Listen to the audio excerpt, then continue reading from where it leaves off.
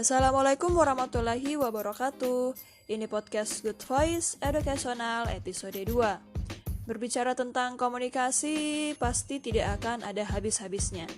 Komunikasi sudah dikodratkan menjadi kebutuhan manusia untuk menyesuaikan terhadap lingkungannya dan mampu bersosialisasi sama siapapun, dimanapun, dan kapanpun.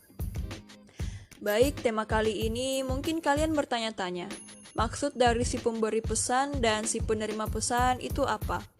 Saya ingin berbagi sedikit bagaimana pengalaman saya ketika menjadi seorang yang memberikan pesan atau disebut dengan komunikator. Kemudian ketika menjadi seorang yang menerima pesan atau komunikan. Menjadi komunikator atau seseorang yang menyampaikan suatu informasi atau pesan itu tidak mudah. Tentu saja banyak sekali kendala-kendala atau noise ketika kita berbicara dengan orang. Ya, sekali lagi manusia itu hidup dengan berbeda-beda karakter. Tidak mudah juga ketika kita menjadi seseorang yang menerima pesan atau komunikan. Oke, yang pertama komunikator. Sebagai pelaku utama dalam proses komunikasi, komunikator memegang peranan yang sangat penting, terutama dalam mengendalikan jalannya komunikasi.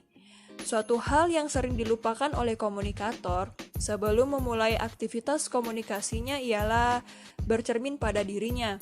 Apakah syarat-syarat yang harus dimiliki oleh seorang komunikator yang handal telah dipenuhi atau belum? Jujur saja, saya pun juga belum terlalu expert menjadi seorang komunikator karena saya pun juga tidak luput dari kesalahan dan kekurangan. Maka dari itu, dengan adanya podcast ini, di samping saya ingin berbagi ilmu yang saya dapat kepada kalian, saya juga ingin menggali lebih dalam bagaimana cara saya ketika menjadi seorang komunikator, walaupun dibatasi dengan media platform digital ini. Kita sama-sama sharing lah. Nah, buat kalian memiliki pengalaman yang menurut kalian masih enggak banget pada saat kalian berkomunikasi, kalian bisa komen dan bagaimana cara kalian mengatasinya. Oke, bagaimana dengan seorang komunikator lewat face-to-face atau berkomunikasi secara langsung, secara tatap muka sama orang lain? Pernah tidak kalian merasakan ketika kalian menjadi seorang komunikator, berbicara kepada teman-teman kalian dalam satu forum, ada teman kalian yang merasakan tidak nyaman dalam situasi tersebut. Mungkin saja karena dia terburu-buru, gelisah, atau mungkin saja ketika kita ingin berbicara tapi lawan bicara kita lagi bad mood, atau perasaannya lagi nggak bagus. Contoh kasus di atas, saya juga sudah pernah mengalaminya.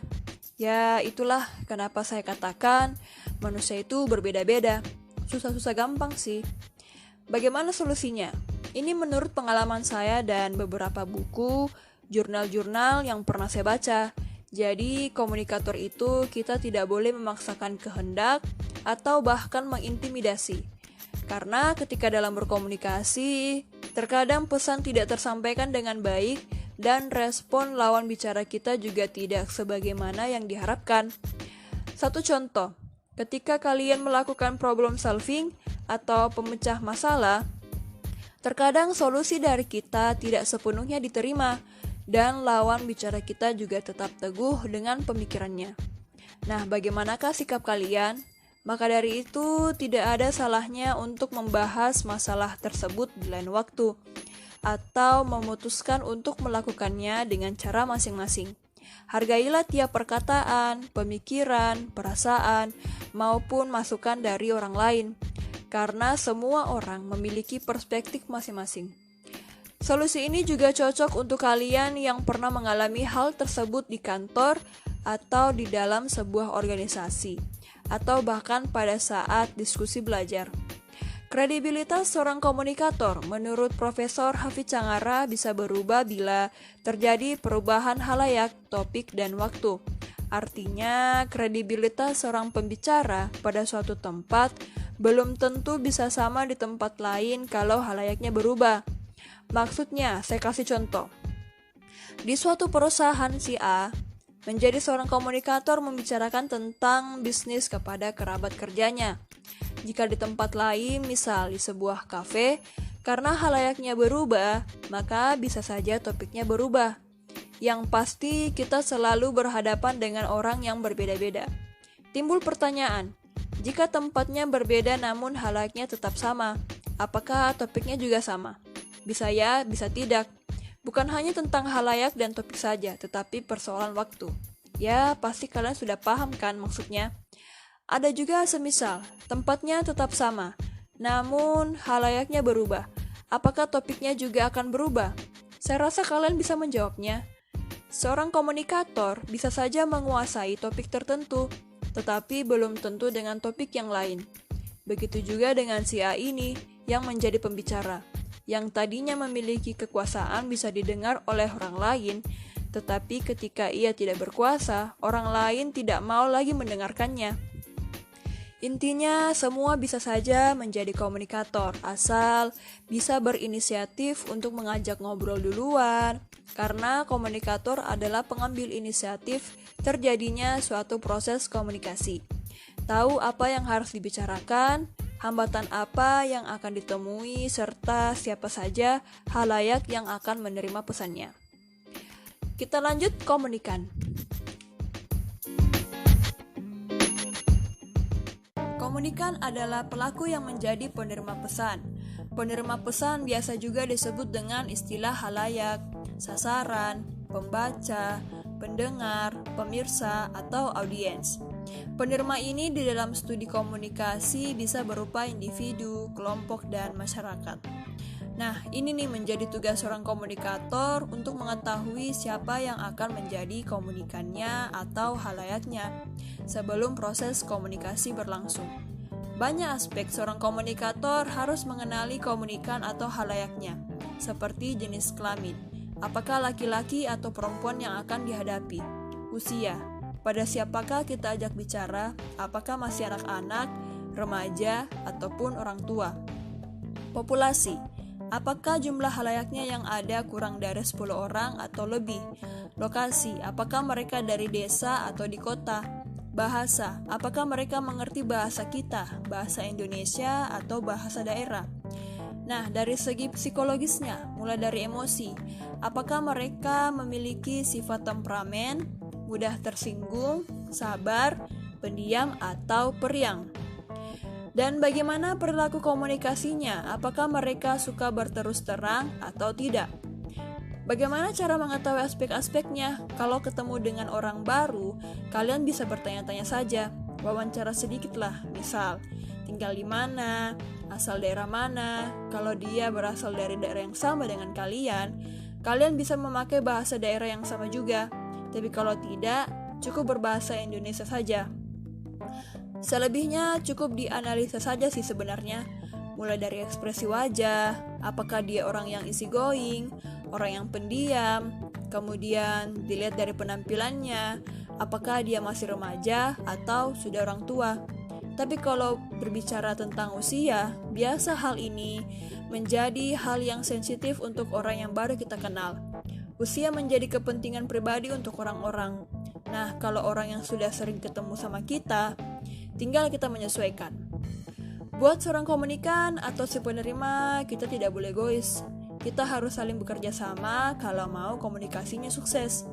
Karena penerima salah satu aktor yang sangat menentukan berhasil tidaknya proses komunikasi. Jika komunikator dituntut berkemampuan untuk berbicara atau menulis, maka seorang penerima informasi atau komunikan dituntut berkemampuan untuk bisa mendengar atau membaca. Mendengarkan sebenarnya adalah proses yang cukup rumit, karena melakukan 4 kegiatan secara bersamaan, seperti memperhatikan, mendengar, memahami, dan mengingat. Namun mengingat adalah hal yang rawan untuk komunikan, karena banyak sekali orang mendengar kemudian ia mengingat hanya sebentar. Misalnya, selesai kuliah, keluar kelas pasti apa yang diajarkan dosen pasti lupa. Itu hal yang wajar sih sebenarnya, saya pun dulu demikian. Tetapi kalau kita mampu fokus pada mata kuliah itu, pikiran kita tidak kemana-mana. Pasti apa yang diajarkan dosen akan kita ingat. Dan apalagi kalau kita membaca kembali catatan kita pasti ingat. Begitu juga dengan kegiatan-kegiatan lainnya, asal pikiran kita tidak kemana-mana. Kalian yang sedang mendengarkan podcast ini, kalian juga merupakan seorang komunikan. Karena kita dibatasi oleh media, jadi tugas kalian adalah mendengarkan, memahami, dan pastinya mengingat. Ya, semoga kalian tetap mengingat apa yang saya sampaikan. Kalau kalian lupa, tinggal mendengarkan lagi kan?